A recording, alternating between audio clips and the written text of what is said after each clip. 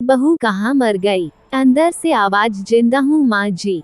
तो फिर मेरी चाय क्यों अभी तक नहीं आई? कब से पूजा करके बैठी हूँ, ला रही हूँ माँ जी। बहू चाय के साथ भजिया भी ले आई। सास ने कहा तेल का खिलाकर क्या मरोगी? बहू ने कहा ठीक है माँ जी, ले जाती हूँ। सास ने कहा रहने दे, अब बना दिया है तो खा लेती हूँ। सास ने भजिया उठाए और कहा कितनी गंदी भजिया बनाई है तुमने। बहू माँ जी मुझे कपड़े धोने हैं, मैं जाती हूँ। बहू दरवाजे के पास छिपकर खड़ी हो गई। सास भजिया पर टूट पड़ी और पूरी भजिया खत्म कर दी। बहू मुस्कुराए और काम पर लग गई। दोपहर के खाने का वक्त हुआ। सास ने फिर आवाज लगाई, कुछ खाने को मिलेगा? बहू ने आवाज नहीं दी। सास फिर चिल्लाई, भूखे मारोगी क्या? बहू आई सामने, खिचड़ी रख दी। सास गुस्से से, ये क्या है, मुझे इसे नहीं खाना, ले जाओ। बहू ने कहा आपको डॉक्टर ने दिन में एक बार खिचड़ी खाने को कहा है, खाना तो पड़ेगा ही। सास मुंह बनाते हुए, हाँ तू मेरी माँ बन जा। बहू फिर मुस्कुराई और चली गई। आज इनके घर पूजा थी। बहू सुबह 4 बजे से उठ गई। पहले स्नान किया, फिर फूल लाए, माला बनाई, रसोई साफ की, पकवान और भोज बनाया। सुबह के 10 बज गए। अब सास भी उठ चुकी थी। बहू अब पंडित जी के साथ भगवान के वस्त्र तैयार कर रही थी। आज ऑफिस की छुट्टी थी, इसलिए उनके पति भी घर पर थे। पूजा शुरू हुई। सास चिल्लाती, बहू ये नहीं है, वो नहीं है। बहू दौड़ी दौड़ी आती और सब काम करती। अब दोपहर के 3 बज गए थे। आरती की तैयारी चल रही थी।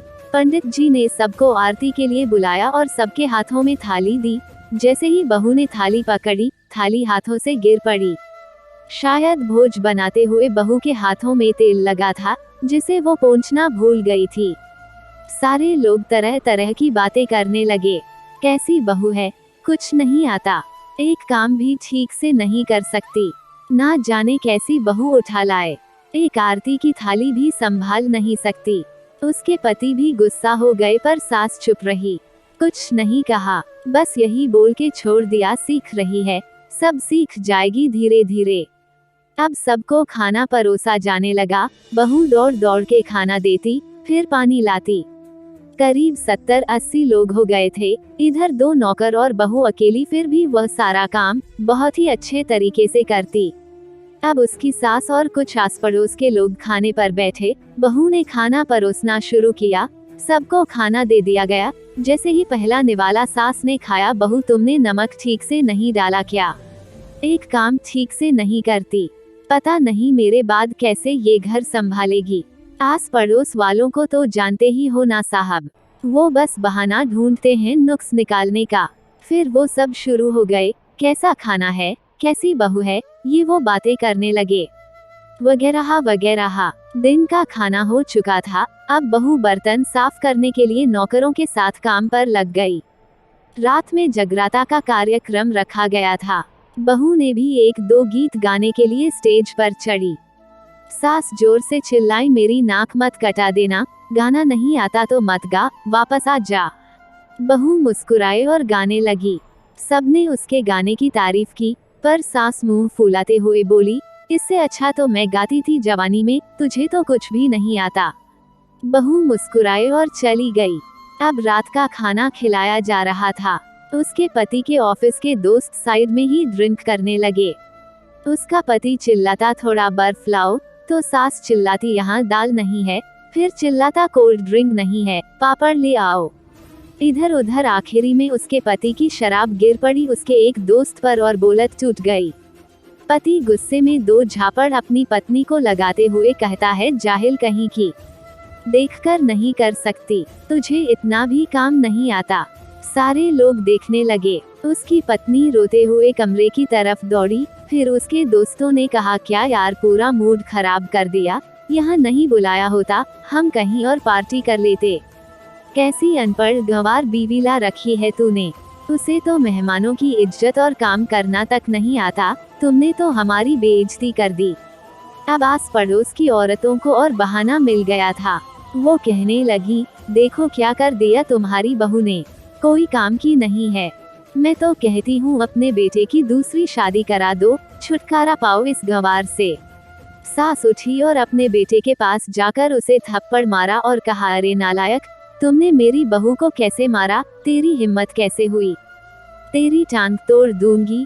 उसके बेटे के दोस्त कुछ कहने ही वाले थे कि उसकी मां ने घूरते हुए कहा, चुप, बिल्कुल चुप, यहाँ दारू पीने आए हो, जबकि पता है आज पूजा है और तुम्हें पार्टी करनी है।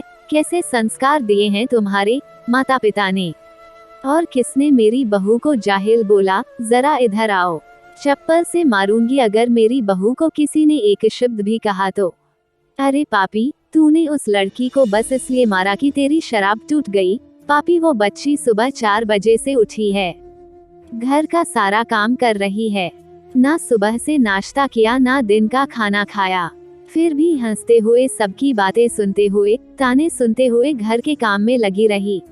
तेरे दोस्तों को वो अच्छी नहीं लगी, जूते से मारूंगी तेरे दोस्तों को जो कभी उन्होंने ऐसा कहा।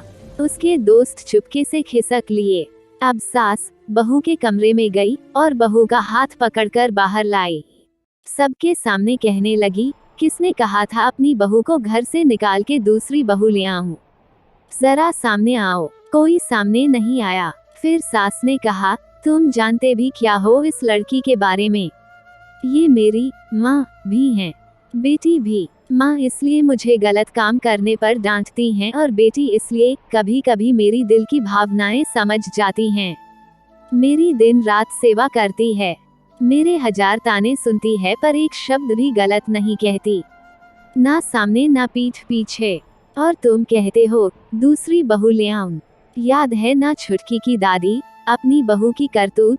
सास ने गुस्से से पड़ोस की महिला को कहा, अभी पिछले हफ्ते ही तुम दोनों को, मियाँ बीवी को, तुम्हारे बेटा बहू भूखे छोड़ घूमने चले गए थे।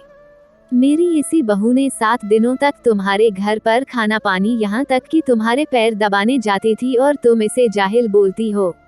जाहिल तो तुम सब हो जो कोयले और हीरे में फर्क नहीं जानते। अगर आइंदा मेरी बहू के बारे में किसी ने एक लफ्ज भी बोला तो मुझसे बुरा कोई नहीं होगा, क्योंकि ये मेरी बहू नहीं, मेरी बेटी है। बहू सिसकियां लेते हुए फिर अपने कमरे में चली गई। सास ने एक प्लेट उठाए और भोजन परोसा। बहू के कमरे में खुद खाना ले गई। सास को भोजन लाते हुए देखा तो बहू ने कहा, अरे माँ जी, आप क्या कर रही हो, मैं खुद ले लेती। सास ने प्यार से ताना मारते हुए कहा, डर मत, इसमें जहर नहीं है, मार नहीं डालूंगी तुझे। तुझे नई सास चाहिए होगी, पर मुझे अभी भी तू ही मेरे घर की बहू चाहिए। बहू ने अपनी सास को रोते हुए गले से लगा लिया। सास भी रो दी पहली बार और कहा, चल खाना खा लें। फिर मजाक करते हुए कहा, फिर मेरे पैर दबाने चले आना और ये ख्याल मन में मत लाना कि सास पैर बोलती है, किसी दिन मैं इसका गला दबा दूंगी, क्योंकि कभी मैं भी यही सोचती थी। दोनों खूब हंसने लगती हैं।